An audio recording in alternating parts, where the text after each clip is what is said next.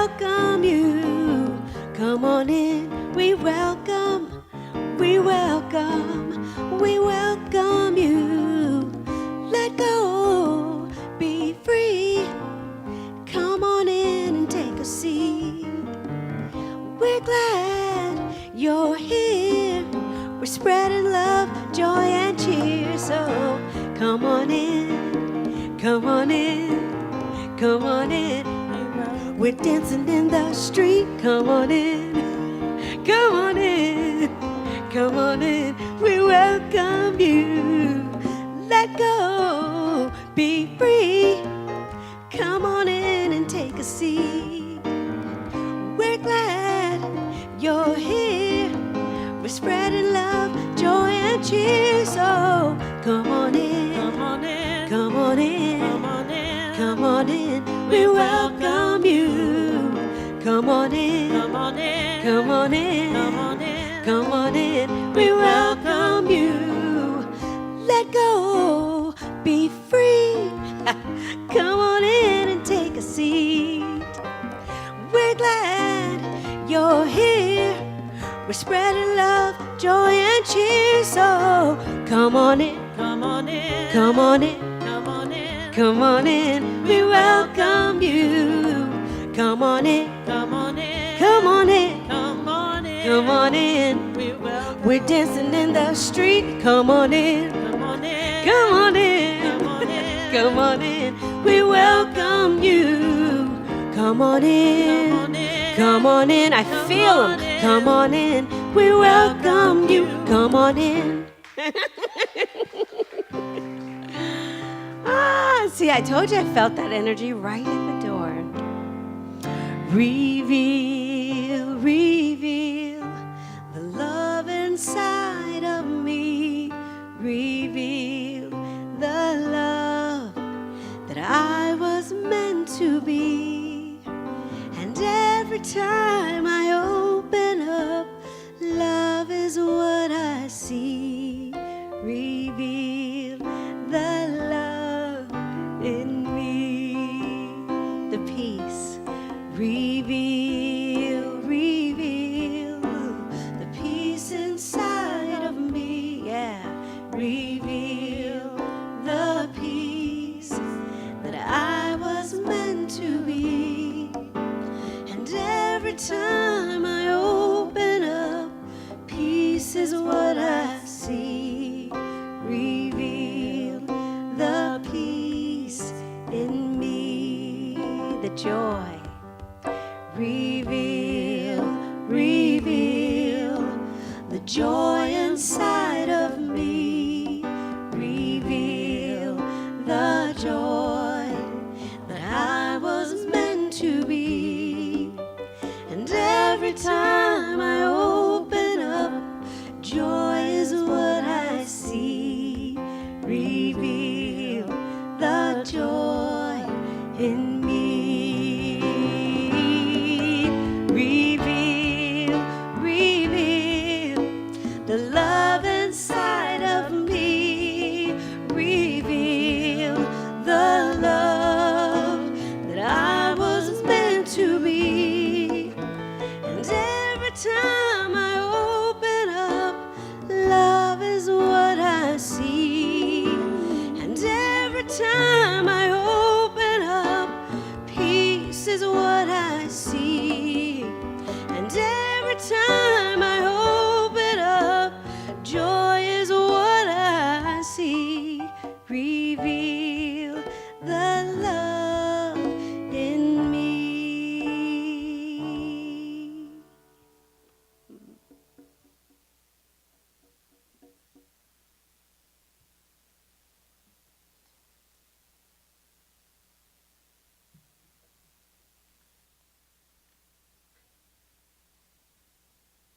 No? Yeah, okay. Thank you.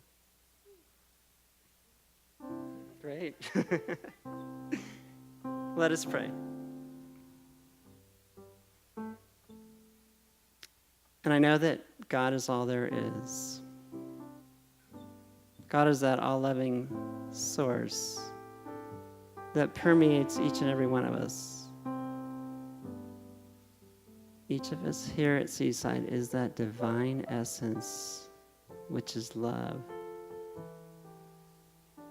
And I know that I am one with God. I am one with the source of love, the source of caring and compassion. And I give thanks in advance in knowing that this service here at Seaside this evening unfolds in perfect divine order. That each of us here receives exactly that which we are here for tonight. As the words flow from Reverend Sunshine Daye's lips, each of us is touched. Each of us receives a shift. And we in turn take those words out into the world, and consciousness expands throughout the world. And so I simply turn this time over the hands of God and know that it is perfect. And so it is.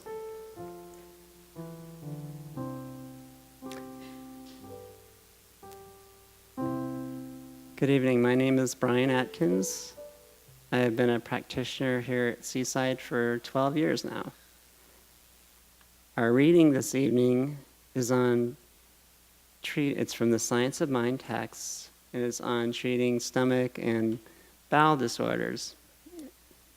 And I thought the topic was rather appropriate, since we're now moving into that season where there's two things which actually tend to create those problems. One, lots of good food and lots of good people to do it with. So take a moment, and if you'd like, you can close your eyes and turn within.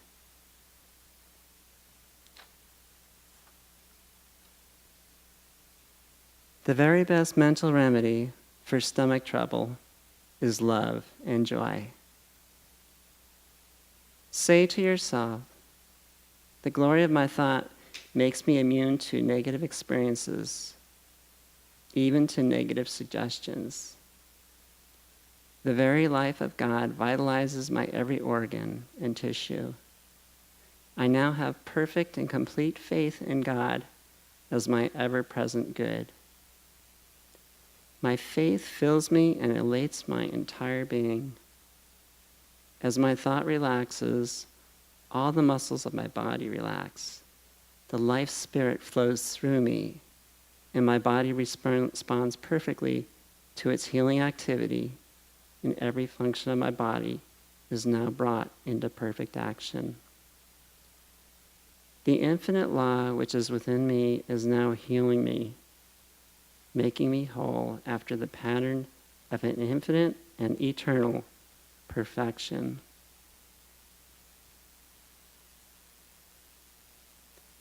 Our theme this evening is Thanksgiving, stomach ache relief. Please welcome Reverend Sunshine Daye. Mm-hmm. Thank you, Brian. That was wonderful. What a great consciousness and what a great prayer. Thank you so much. And thank you, Julie and Cole and Sunny, for that beautiful opening music. And thanks to all of you for being here tonight. Wow. It's a pretty decent crowd for the eve of Thanksgiving. Glad y'all came out to hang with me. Because I really appreciate you and love you very much. So I'm glad to be with all of you tonight. There's no other place I would rather be than right here with you tonight on this day. And what has been occurring to me as this talk tonight has been marinating and percolating and stewing and brewing up within me,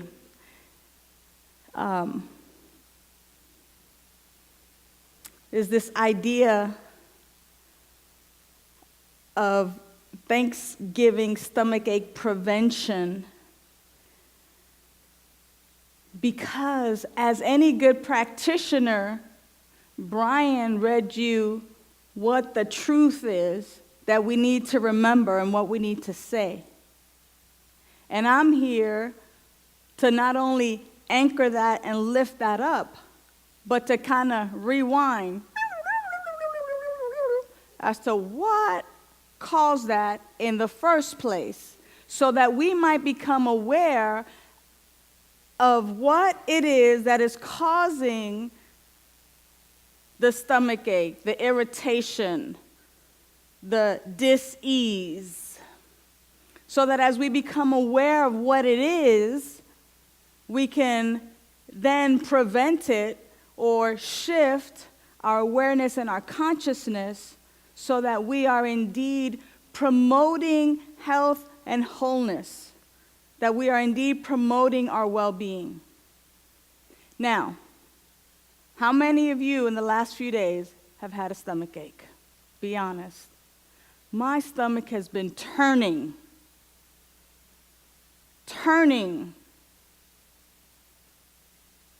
in just the anguish. For some reason, the television and I have been very intimate.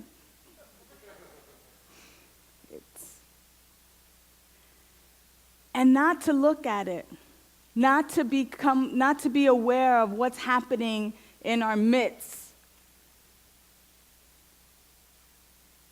would be wrong. Because there are people hurting. There are people who are saddened by what's happening in our world and particularly in our country. And as a minister, right, or as practitioners that we have in our beautiful Seaside community, it's almost like our job to make sure that we still, regardless, because I say this every week, right? Irrespective and regardless of the condition or what the effect looks like, what we are to do is to know a truth. And that truth is that there's one power, one presence, one life, that it is God, and that it is expressing as each and every one of us fully at all times. And yet, when there are situations and circumstances that are happening in our midst, whether it be a loss of a job, whether it be a loss of a family member, whether it be civil unrest in one of our states, where our fellow human beings are losing their minds, trying to grapple and deal with what's happening in Ferguson and throughout the world even. Because sometimes, as long as it's not happening in the U.S., if it's happening in the Ukraine, if it's happening in the Middle East, sometimes we don't care, or we just turn a blind eye to it. And yet, we're supposed to know the truth. When there's people crying and in pain, and I know that as I bore witness to what was happening with my human family in Ferguson, my stomach hurt. My eyes were sweating. Okay, I was crying. My heart was sad. And as I reached for answers, and as I reached to other ministers and practitioners and in conversation, it was a calling not to bypass the thoughts and the feelings, whether it was anger, whether it was doubt, whether it was hurt, whether it was fear, not to block it, not to stop it, but to feel it and know. Right? Like that is what we're being called to be, is to feel it, to hold one another, to bear witness to what is happening in our day and our time, to recognize that we are the people that are on the planet to help to lift and bring us to a new place in consciousness, that we are a part of this awakened world. You know, I was thinking to myself, wow, well, you know, besides all the regular stuff, what do I have to be grateful for? Because, you know, this is a time of year where people get grateful. And as I really did my prayer work, my meditation work, what it really came down to is that even though it is so uncomfortable, I am grateful for that officer, and I am grateful for Michael Brown, because they have participated in an event that is bringing something that does not work in our society, which is hatred, fear, doubt, anger, all of that to the forefront, showing us one more time it doesn't work. That it doesn't work. And that love is the answer. And as my stomach was churning, I knew that I didn't want to feel that. As my heart was aching, I knew that I wanted to feel the feelings, but I didn't want to have the effects, the effects of what that kind of mental process is like. I didn't want to entertain a mental process of separation, of fear, of doubt. I didn't want to buy into what the media is lifting up. What I want to do is buy into what we are lifting up, that we are one.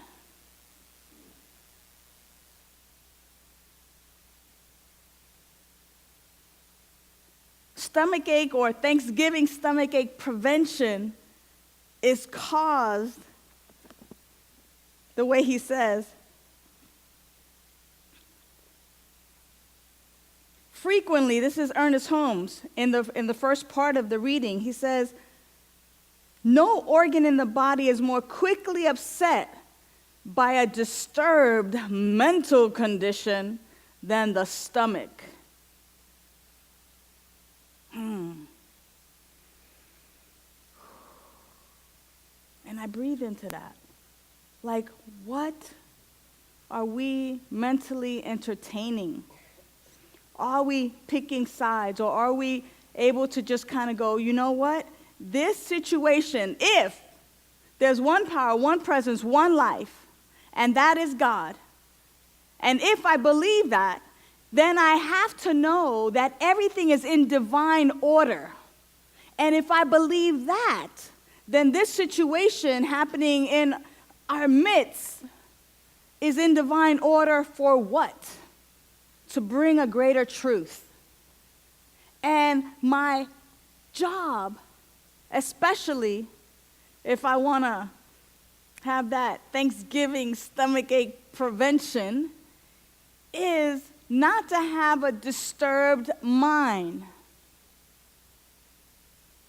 not to have a disturbed mental condition.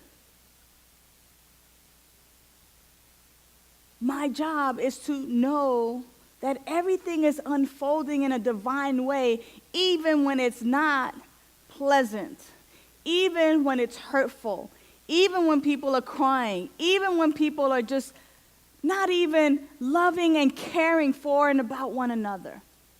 That it is indeed a call for us to recognize and to bring up to the surface some old ideas or some hidden beliefs that have been acting as a law unto our life, so that they can be looked at and dismissed for the lie in which it is. Because there is no separation. Because my life is that life of Michael Brown. My life is that life of that officer. My life is the life of those looters or people that are looting. My life is the life of the people in law enforcement, because there's one life. So if I'm taking sides, or if I have an opinion, I get to kind of look and kind of go, okay, hold on, wait a minute. What is the truth here? And the truth is that it is indeed coming forth, it is indeed coming up, so that I might eliminate that which is unlike the pure and the highest form of love. I remember one time, Sonny and I had experienced someone, a bunch of kids, a bunch of young people who broke into our home. and they took a gang of stuff. And I remember thinking to myself, this is messed up. Like, why would somebody do this? And I remember that for a few days, anybody who went by on a bike or anybody who kind of walked by our block and just kind of did a double take out our property, I would be like, was it you? Was it you? Was it you? Was it you? Like, it was this, like, are you just kind of coming back to see how we doing? There was this experience of victim. I fell into that first quadrant of I've been victimized. Someone has done something to me, to us. And now all of a sudden I want to know who it is.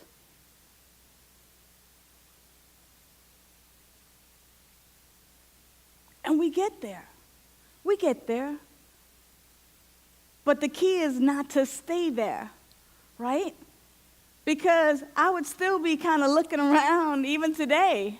If I lived in that place, if I chose to stay in that place of being mentally disturbed around who came in our place.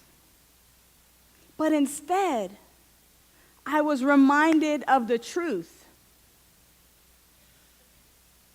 Is that everything is in divine order. I still don't know the meaning of that occurrence other than to not live with attachments, kind of the way of the Buddhist, you know, that things are temporary, that things are not necessarily mine to have forever and ever and ever, but that sometimes that which needs to go, goes. I remember years ago, I think it probably was about 1986, 1987, that I learned a new prayer from some friends. And that prayer at the time, though it might seem like separation now, it was, "Dear God, I thank you for everything that I have. I thank you for everything I no longer have." And my brain said, hold on, put the brakes on. What do you mean? Grateful and thankful for the things I no longer have. Like, it could mean people, it could mean physical abilities, it could mean, possessions or things, it could be relationships, it can be anything. Wait a minute, I don't know that I'm thankful for the things I no longer have because I had this sweet ride once upon a time, and I'm not grateful that I don't have that sweet ride anymore.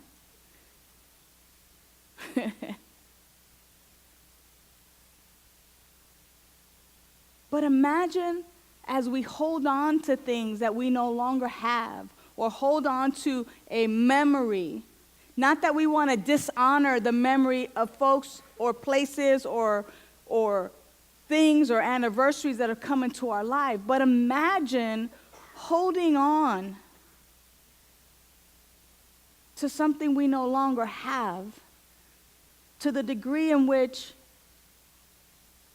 it is actually considered a disturbance mentally. It's time to let it go. And time to become grateful for it having passed through our life. For those folks who have come through and spent some time with us and have given us the gifts of relationship, of interaction, of love, of attention, of time. And allow it to go. Thankful for the things I no longer have. And the last one was thankful for the things that I will receive. Because you see, sometimes, and I tend to think that this is really all the time, because either things are in a divine flow, and I believe that, or I don't. And what I tend to believe is that as things leave and as I am a great and wonderful steward of what I am given, and as it is then leaving me or leaving my stewardship or moving along, that as I was a great steward of it while it was in my care and attention, whether they be relationships, whether they be possessions, that something wonderful and new and to a different degree is entering my life for a greater fulfillment, for a greater purpose, to reveal a greater truth of who and what I am. And if I continue to hold on to what was, with that grip, like you ain't going nowhere, baby. You mine forever. I'm not letting go. Then there is no possibility or availability for a greater truth to reveal itself in, through, and as me, as long as I am holding on to the thing itself, the person itself, or the memory of, in such a way that I'm not able to open up and become available.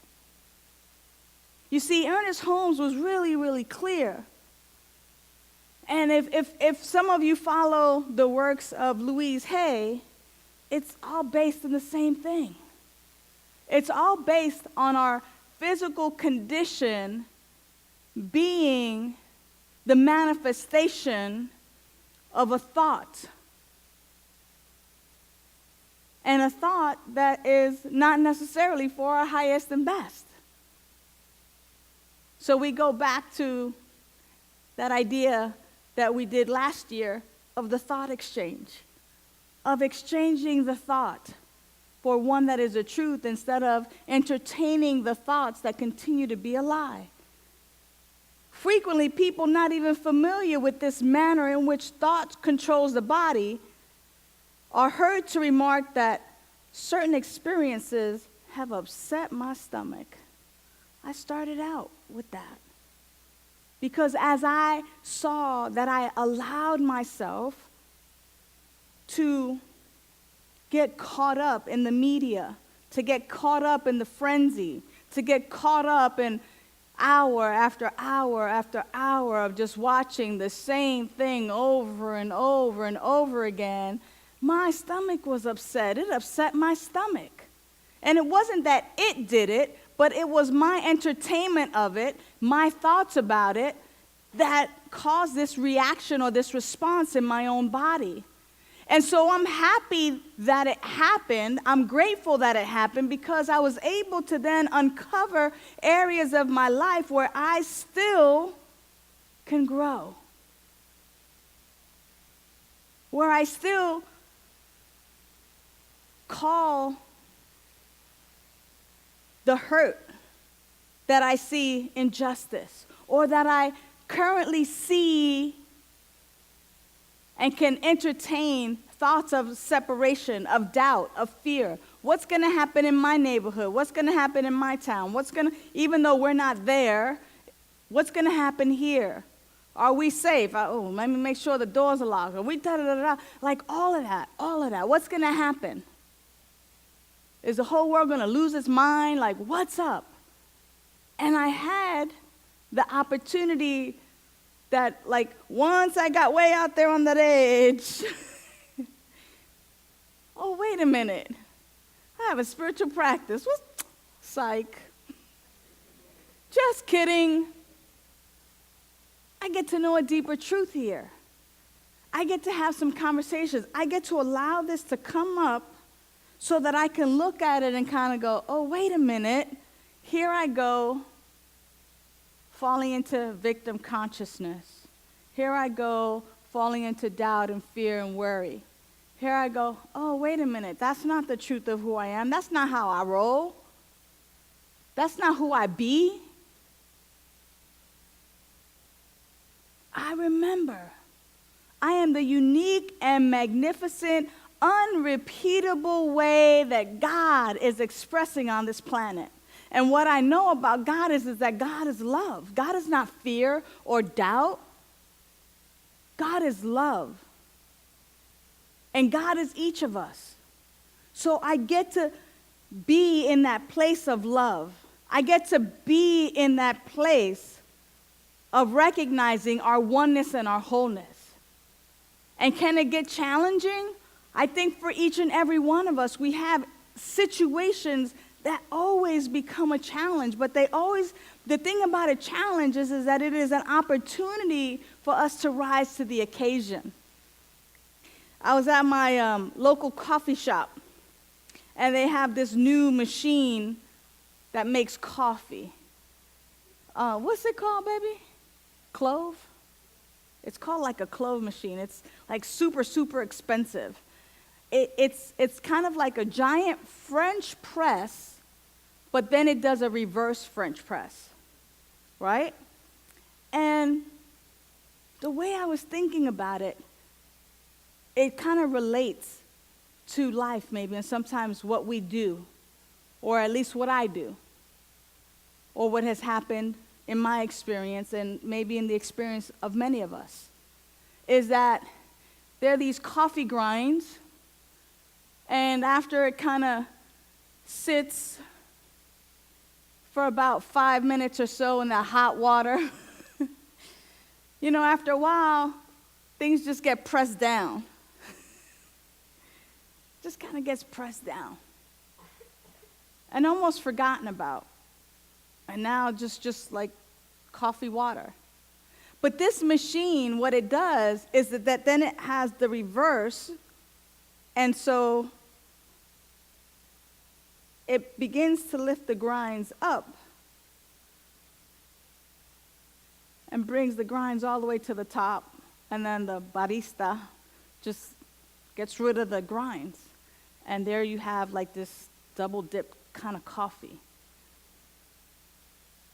But it's that rising up, like for years and years and years, just because our society has kind of said, hey, civil rights was this thing of the 60s, and it kind of got pushed down. Okay, and we're just kind of living with, everybody's fine, everybody's equal, everybody's da-da-da-da-da. But here it is, like 51 years later, and it's coming back up to the surface to be dealt with. Because just because someone signed some pieces of paper, our society, our life hasn't necessarily really, really caught up with this idea of our oneness and our wholeness, with our acceptance of the divine humanity. And so it's incumbent upon us as spiritual people to have these courageous conversations, to not let that which has been pushed down and kind of like, well, we don't talk about that anymore, or sweep it under the rug, or whatever it is. Now that it's come back up, it's kind of in our face. It's here for us to look at it, for us to remember our truth, for us to be the spiritual people that we are and really say, wow, this is how I'm feeling. This is kind of the old thought pattern that I'd love to be rid of. I want to know a deeper and a greater truth. I was talking with a friend of mine at work. We were working on a project together, and I said, well, it's kind of like marriage equality. It's been passed. Now everybody's like, oh yeah, marriage equality. But imagine 51 years from now, an incident happening that will bring it all back up, that will uncover all the hidden beliefs. So even though this has been like so hard for so many of us, and so many of us are not even ready to move on and move forward yet, as spiritual people, it is up for us so that we can examine ourselves, so that we might awaken. Each and every week, I talk about the awakened world, the awakened consciousness, us recognizing the truth of who we are and not falling for the okie doke, not falling for status quo, not falling for mediocrity, but to step into our truth that God is living and expressing as us right now, perfectly and magnificently, and it is incumbent upon us to rise to that and to know that as we greet and meet one another, to recognize our oneness and our wholeness. You might get a stomachache from some turkey tomorrow. I doubt it. Because I know that we're all going to eat healthy and we're going to have a great time with friends and family wherever it is that we go. And it is important that as we are maybe preparing the feast, and as we dedicate time to preparing the feast for our family, or preparing our home for family, or preparing to go somewhere, that we prepare our minds. That we take the time to season the truth of who we are, to season the truth about one another, that we take time to marinate, meaning meditate, meaning be prayerful, meaning dedicate some time in our awareness and our consciousness to know that our life is the life of God. People, it's on us. It is on us as a divine humanity to be stepping up to the plate now to stand in love and in truth. Because when I cut somebody else down, I am really cutting myself down. I am really cutting God down. And God cannot be cut down. So as we are faced with the world of affairs, let us not allow our bodies to suffer based on something that we can change, which is our minds, our consciousness. Let us take the time to prepare it, to be with it. Let us set up our own consciousness and awareness so that it is indeed worthy to be shared at the table. Because love is the answer. Our oneness is the answer. It is who and what we are. So, as Brian read to us, we're going to go into our quiet time. And this is what we get to anchor in our stillness and in our silence. The glory of my thoughts makes me immune to negative experiences, even to negative suggestions. The glory of my thoughts. It's amazing. The very life of God vitalizes my very organs and my tissues. I now have perfect and complete faith in God as my ever-present good. Our trust is in that divine presence, that divine power. The glory of my thoughts. God is all there is.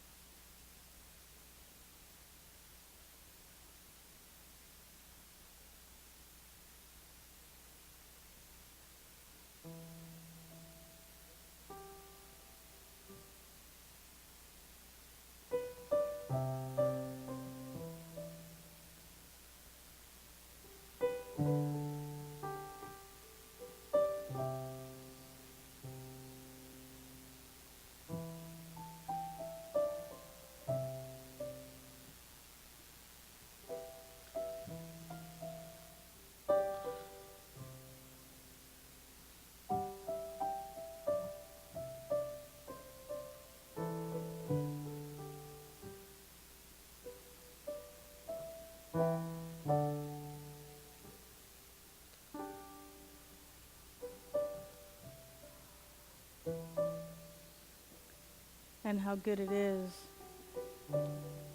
to simply be in the silence and to anchor in the truth.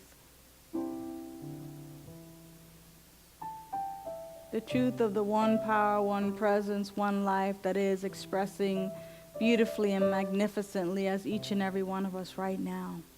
We are the unique and divine, unrepeatable way this life that is God is expressing on this planet.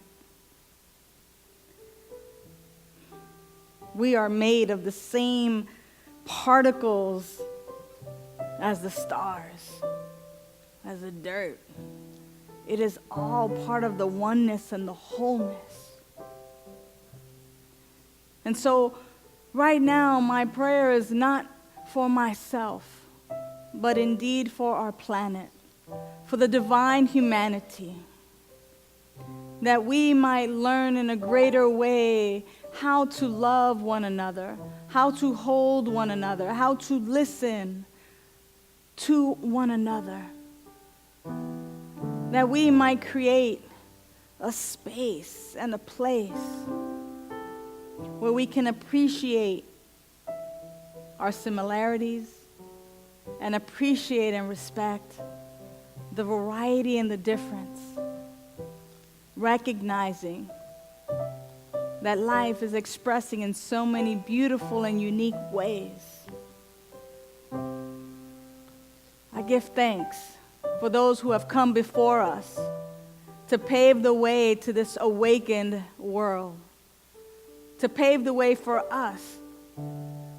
Dr. Ernest Holmes and Emma Curtis Hopkins and Quimby and Troward and all the wonderful people who have come, Thich Nhat Hanh, Gandhi, the Buddha, Dr. King, our own family members who have set forth a trajectory that we might love, that we might be peace, that we might be all that we really are. In this time that we call Thanksgiving, we simply prepare our minds and our hearts to know the truth. That as we sit at the banquet table, that we bring love and serve it up. That we bring peace and that there's plenty to go around. That we bring joy and they are poured into the glasses until we are drunk with joy and filled to our heart's desire. That is how I am preparing for this holiday season. That is how, as a spiritual community, we prepare by dedicating our time and our energy to knowing the truth,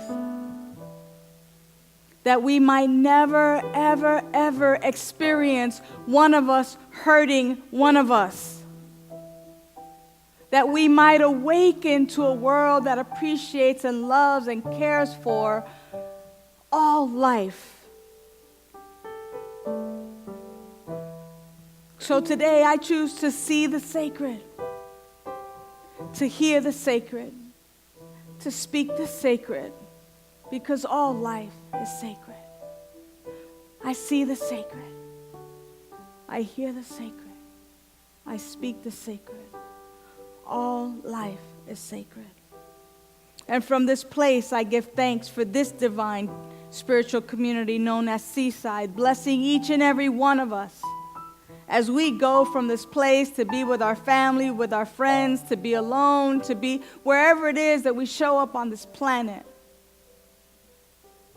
Knowing that as a spiritual collective that we have said yes to our own preparation, that we know that the glory of our thoughts is really knowing and recognizing our oneness and our wholeness, and that is what we present and that we represent each and every place we go. I give thanks. I give thanks for those divine appointments, those beloveds who have come forth and have raised our consciousness now even just a little bit more. May families everywhere be in a place of peace, peace of mind. May we hold one another just a little bit closer. May we appreciate the time that we have with our beloved communities, wherever it is that we go. And may we always remember this truth. There is one power, one presence, one life. That life is God. That life is perfect. That life is my life now. That life is the life of all right now. That is our truth. And that is what I stand for today. And all those who stand for that same truth, together we say, and so it is. Amen.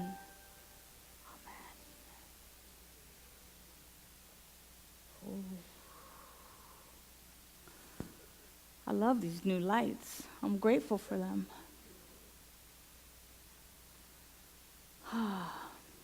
Well, beloved, we want to get home, huh?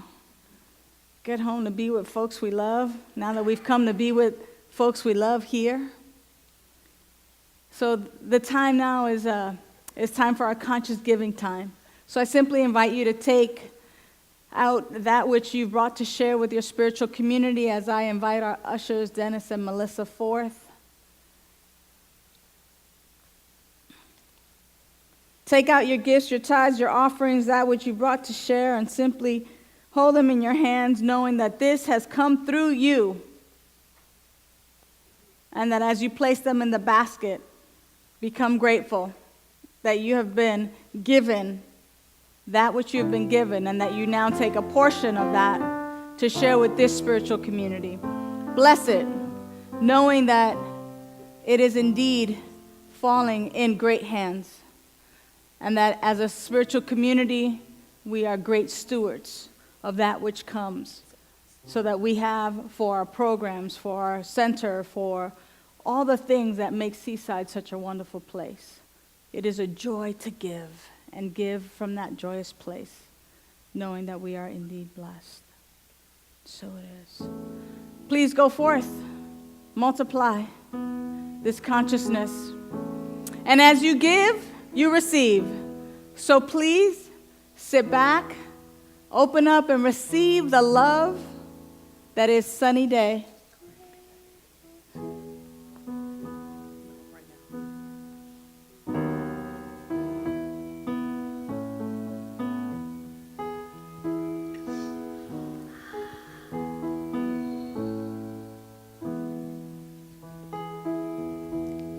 Grateful for each hand we hold, gathered around this table. From far and near we travel home, blessed that we are able. Grateful for this sheltered place, with a light in every window.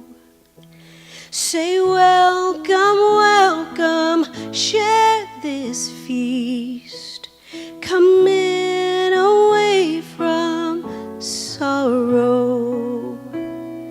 Father, mother, daughter, son, neighbor, friend, and friendless, all together, everyone, in the gift of loving kindness.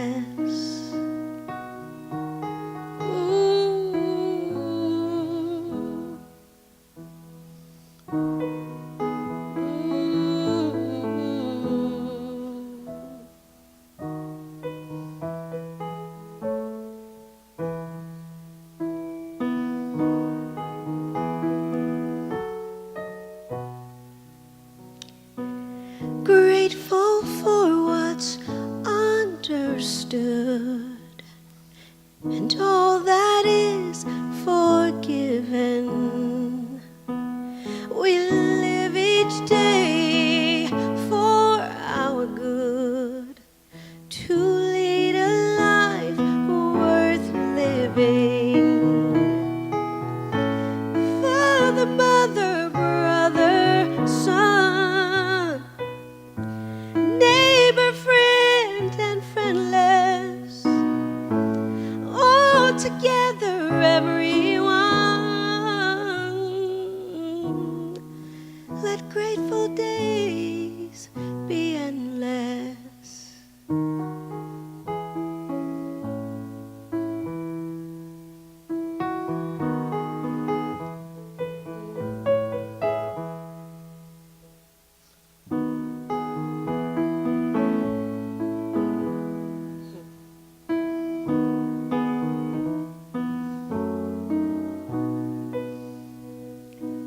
Grateful for each hand we hold, gathered around this table.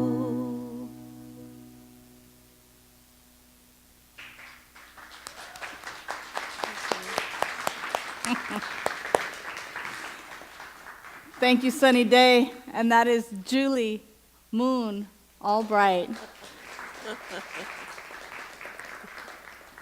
Our beloved Jim is taking a couple weeks off, well deserved. So this is our time where we have an opportunity to hear from those of us in our community. And something that you got from the talk, from the music, an experience that you had that is uplifting, or just maybe even a check-in so that our spiritual community can hear us. Rose, what's up, beloved? Good to see you. I'm so Good glad to you're see here. you. Thank you. Firstly, I just want to thank you and Sunny so much for coming down every week. I know it's a long drive down and a long drive back.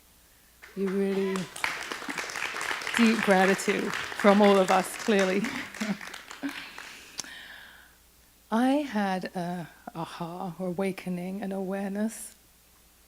As a single mother, I feel, as a human being, I feel very fortunate, divine being, to have had a connection with my divine for many, many, many years before I came parent to my daughter.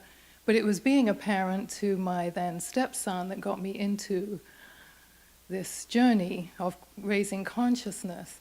And what I realized as I am doing all the things that need doing, and connecting more and more deeply with my divine, which means loving myself more deeply, which means taking care of more things in a way, like my dental and my car, and getting furniture for my home that I've been in for 5.5 months, and finally got curtain rods up in my daughter's room today, and a shower curtain, and was high-fiving myself, and then there's still a long list. And what I realized was that as much as I sit and meditate and have a deep spiritual practice and am connected with the divine, I can't do it by myself.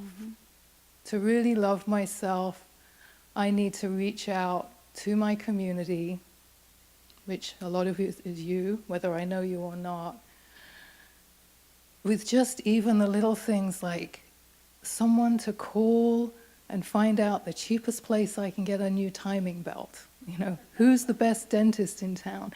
These things that just keep getting put on the back burner day after day after day. And today, sometimes I don't know whether it's being a single parent is a comedy or a drama or maybe a little bit of both.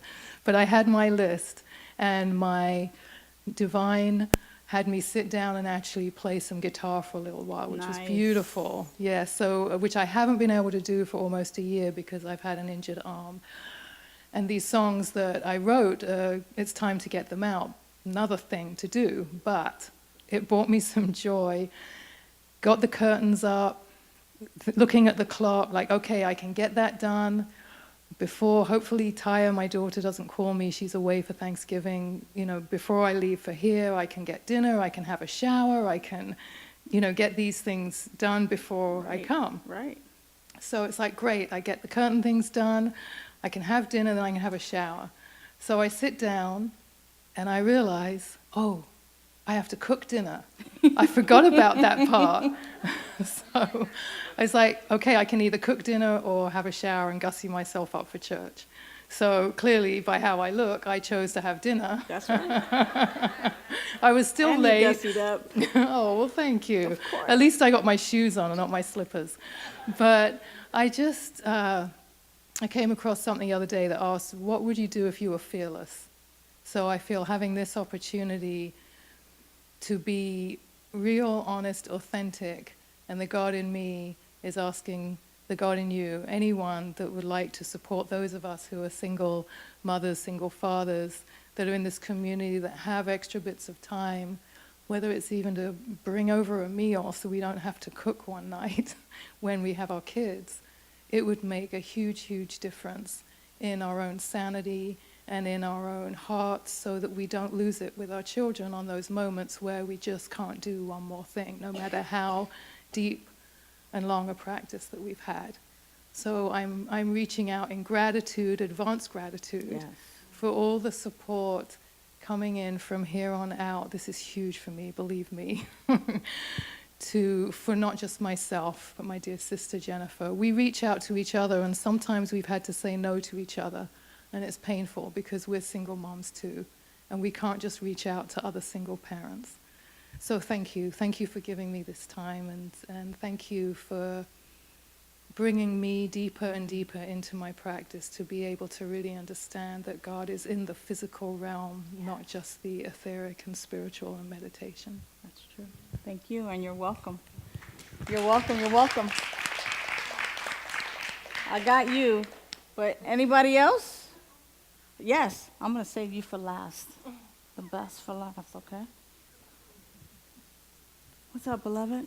I don't feel the need to stand, but I'm just wanting to express gratitude. I'm grateful to be part of a community that's spiritually uplifted, and that I feel that all the people here, each and every one, is an enlightened consciousness that adds to the world in any dark times it may go through.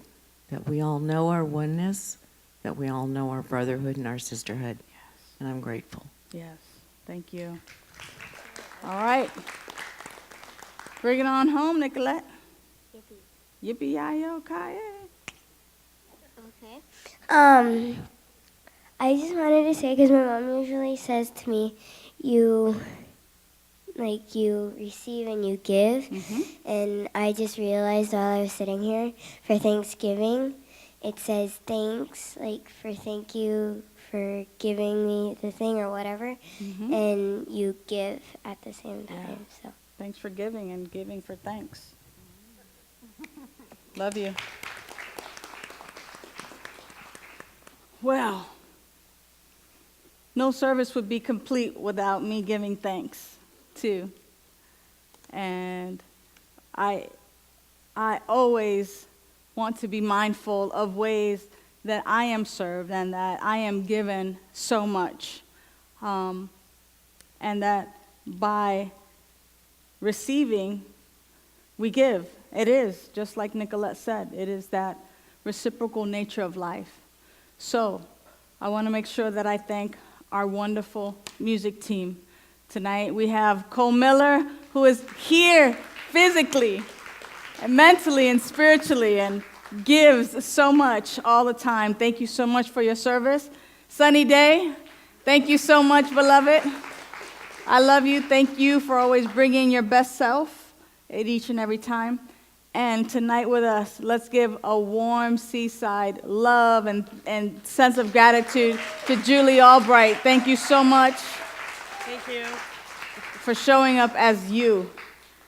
Tonight, we had our beloved Brian Atkins, and he led us in our invocation and did the reading for us. Thank you so much for your wonderful practitioner consciousness.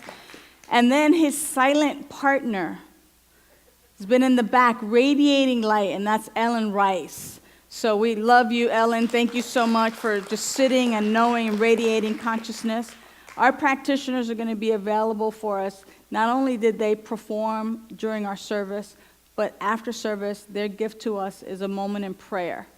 Not a long, drawn-out, woe is me, but a prayer that cuts right to the chase, to the truth. And so they're going to be available to talk with you and to have a moment of prayer, to know the truth for and about any situation, anything that's going on. If you don't want to sit with them in prayer, but you want our practitioner corps and our ministers to pray for and about the situation that you're having or that you want to know the truth, right where Ellen is sitting, shh, just take a look back there. There's these slips. Go ahead and fill them out, put them in the box, and then all the practitioners get a copy of that. And then what we do is we hold you in prayer. We know the truth for and about you, the practitioners, the ministers, so you actually have the Seaside community of practitioners and ministers praying for and about you. So that's another way that you can avail yourself to powerful, powerful prayer and powerful, powerful truth.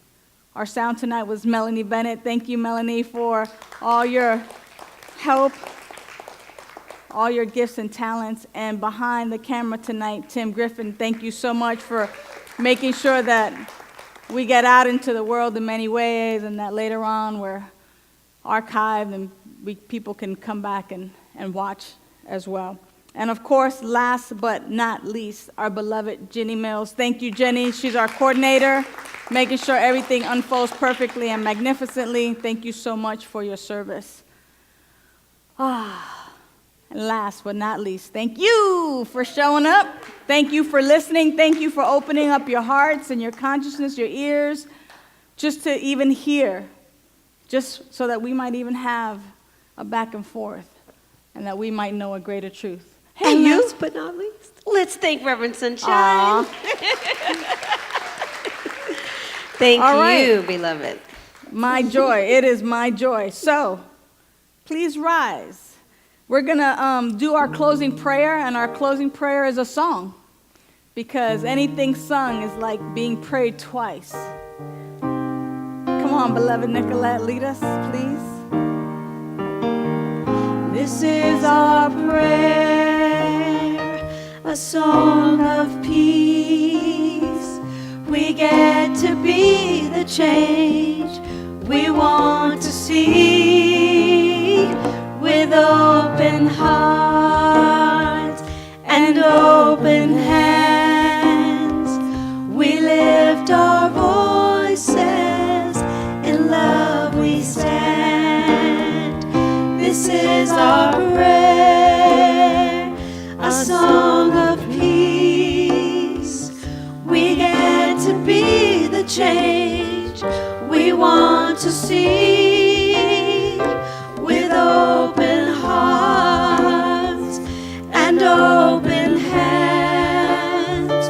We lift our voices, in love we stand. We lift our voices, in love we stand. We lift our voices, in love we stand.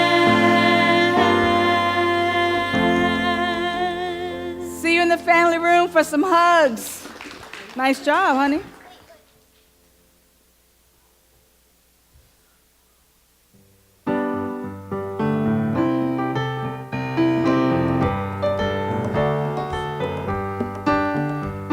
My bark of life was drifting down the troubled sea of time.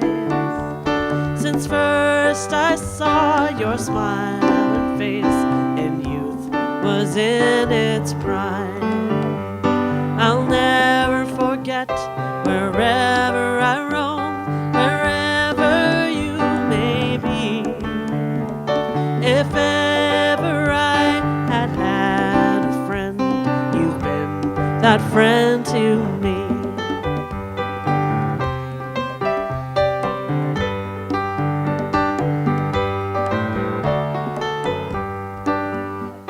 Misfortune used me as her child and loved me fondly too. I would have had a broken heart had it not been for you. I'll never forget wherever I roam, wherever you might be. If ever I had had a friend, you've been that friend to me.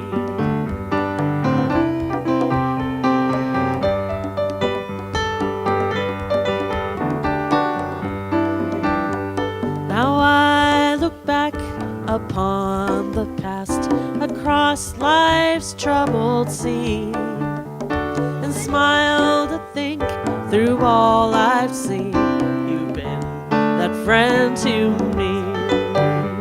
I'll never forget wherever I roam, wherever you may be.